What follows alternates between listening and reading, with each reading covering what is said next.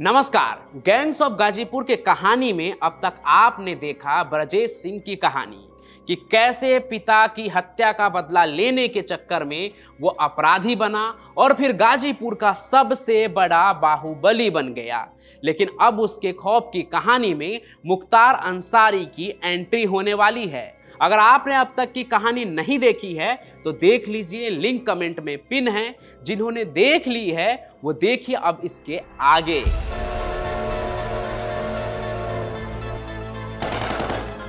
हम कहानी सुना रहे हैं गाजीपुर की, यूपी का वो जिला जो बाहुबलियों की उपजाऊ जमीन बना रहा है। इस कहानी में दो सबसे बड़े किरदार हैं, ब्रजेश सिंह और मुख्तार अंसारी। अब तक आपको हमने ब्रजेश के क्रिमिनल बनने की कहानी सुनाई, अब उसी कहानी का आगे का हिस्सा है। कांस्टेबल राजेंद्र सिंह की हत्या के बाद साधु जेल में रहने लगा। उसे मारना आसान नहीं था, पर एक मौका मिला। साधु सिंह पुलिस कस्टडी में अस्पताल पहुंचे अपनी बीवी और नवजात बच्चे को देखने। पुलिस के मुताबिक ब्रजेश ने उनको वहीं मार गिराया। उस वक्त ब्रजेश पुलिस यूनिफॉर्म में पहुंचा।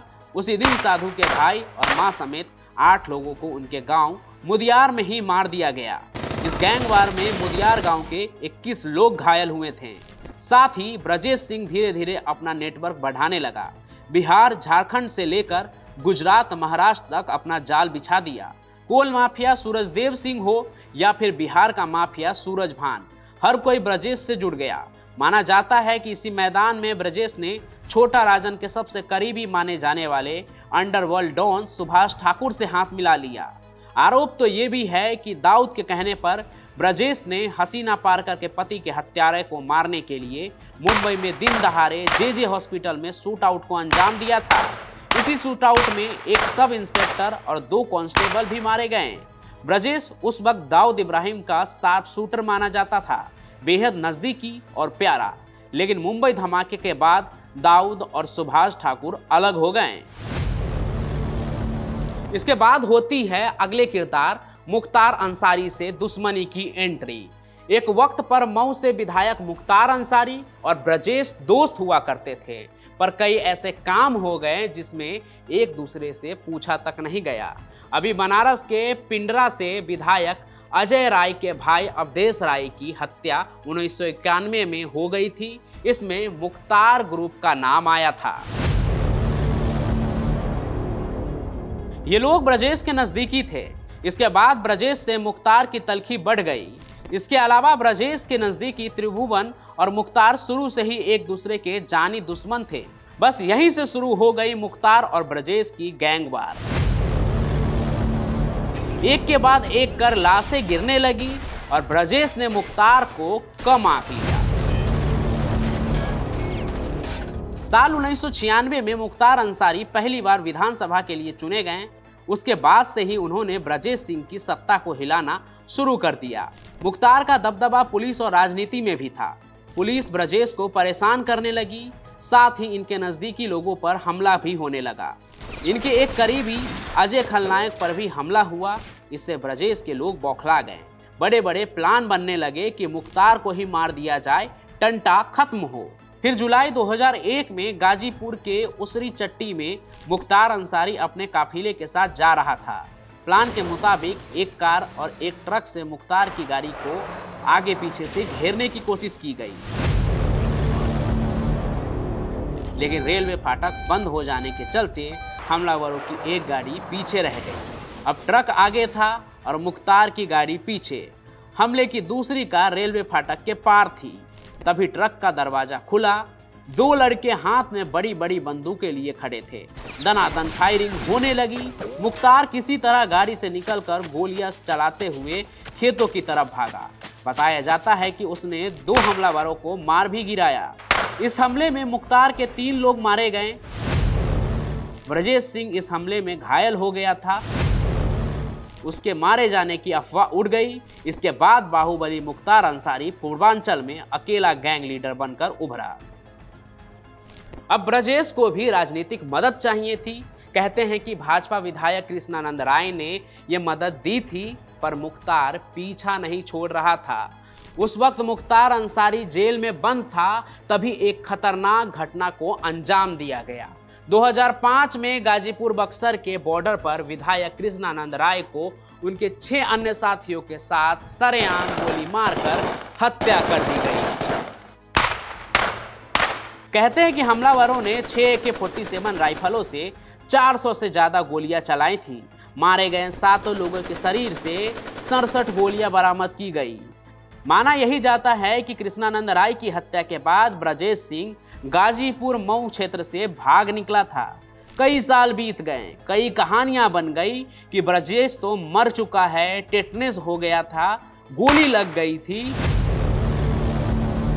पर 2008 में पुलिस ने जब गिरफ्तार किया तो एक बार फिर पूर्वांचल में कयास लगाए जाने लगे कि अब क्या होगा। पर होता क्या, ब्रजेश जेल में थे तो बचते रहें, पर इनके नजदीकी नहीं बच पाए। क्योंकि 4 मई 2013 को ब्रजेश सिंह के बेहद खास कहे जाने वाले अजय खलनायक पर जानलेवा हमला हुआ और वो मारा गया। फिर 3 जुलाई 2013 को इनके चचेरे भाई सतीश सिंह की बनारस के थाना चौबेपुर क्षेत्र में ताबड़तोड़ गोलियां चलाकर हत्या कर दी गई। इसके बाद सभी को ये डर सताने लगा था कि कहीं फिर से दोनों के बीच गैंग वार न शुरू हो जाए। 13वीं में शामिल होने पैतृक गांव धरौरा पहुंचे ब्रजेश सिंह घर वालों को देखकर रो पड़े। इस कांड में मुख्तार का नाम आया लेकिन हट भी गया। लेकिन ब्रजेश सिंह ने इस बार बदला लेने की जगह कानून पर भरोसा जताया। ब्रजेश ने कहा कि हत्याकांड से मुख्तार अंसारी का नाम हटाकर पुलिस ने उसका मान बढ़ा दिया है। कहा कि अजय खलनायक पर हमले के बाद अगर पुलिस ने अपराधियों को गिरफ्तार कर लिया होता तो सतीश की हत्या न होती। ब्रजेश गुट को लगातार कमजोर करने की तमाम वारदातों के बीच जब 3 फरवरी 2014 को लखनऊ के किंग जॉर्ज मेडिकल कॉलेज में अलग अलग जेलों से आए मुख्तार अंसारी और मुन्ना बजरंगी मिले तो पूर्वांचल में फिर गैंगवार को लेकर अटकलें लगाई जाने लगी। ऐसा नहीं था कि ब्रजेश ग्रुप शांत बैठा हुआ था। मुख्तार अंसारी की हत्या के लिए एक बड़ी साजिश रची गई थी, जिसका खुलासा 2014 में हुआ था। कहा गया कि ब्रजेश सिंह ने अंसारी को मारने के लिए लंबू शर्मा को 6 करोड़ रुपए की सुपारी दी थी। ये खुलासा लंबू शर्मा की गिरफ्तारी के बाद हुआ था। इस मामले को गंभीरता से लेते हुए जेल में अंसारी की सुरक्षा बढ़ा दी गई थी। उधर मऊ से विधायक बन चुके मुख्तार अंसारी विधानसभा सदस्य के तौर पर मिलने वाली विधायक निधि से 20 गुना ज्यादा अधिक पैसा अपने निर्वाचन क्षेत्र में खर्च करता रहा। उसने मऊ में बतौर विधायक सड़कों, पुलों और अस्पतालों के अलावा एक खेल स्टेडियम का निर्माण भी कराया। मतलब अपनी राजनीतिक जमीन तैयार करता जा रहा था वो। पर अंसारी के राजनीतिक करियर को कानूनी उथल पुथल ने हिलाकर रख दिया था। यूपी में सरकार वाली पार्टी बदल गई। अक्टूबर 2005 में मऊ में दंगे हुए थे। अंसारी पर खुली जीप में घूमते हुए दंगे भड़काने का आरोप था। हालांकि कोर्ट में इन आरोपों को खारिज कर दिया गया था। उसी दौरान उसने गाजीपुर पुलिस के समक्ष आत्मसमर्पण कर दिया था और वो तब से जेल में बंद था। पर समाजवादी पार्टी से लेकर बहुजन पार्टी तक में उसको जगह मिलती रही। इन सब के बीच ब्रजेश सिंह भी यूपी विधान परिषद में MLC बन गया।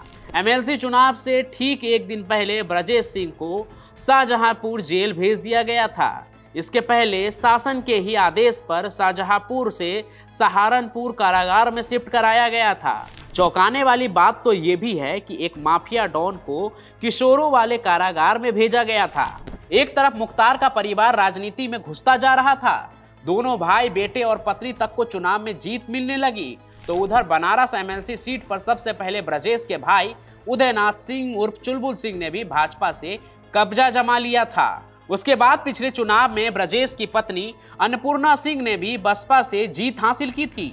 लेकिन अब जब मुख्तार ही नहीं रहा तो अब आगे की कहानी इस पर चलेगी कि मुख्तार के परिवार और उसके गैंग का क्या होगा और खुद ब्रजेश का क्या होगा। क्या इनकी दशकों से आ रही लड़ाई यूं ही जारी रहेगी या फिर अब ये दुश्मनी यहीं खत्म हो जाएगी? इसकी कहानी क्राइम कनेक्ट पर भी जारी रहेगी। आज के सफर में बस इतना ही, हम फिर मिलेंगे। आप इस कहानी को लाइक करें, ज़्यादा से ज़्यादा लोगों तक शेयर करें और हमारे और अपने चैनल क्राइम कनेक्ट को भी सब्सक्राइब कर ले, ताकि हमारा हौसला बढ़े और हम जब भी क्राइम की चौंका देने वाली कहानी लेकर आए तो सबसे पहले नोटिफिकेशन आप तक पहुंचे। हम फिर मिलेंगे, तब तक के लिए धन्यवाद।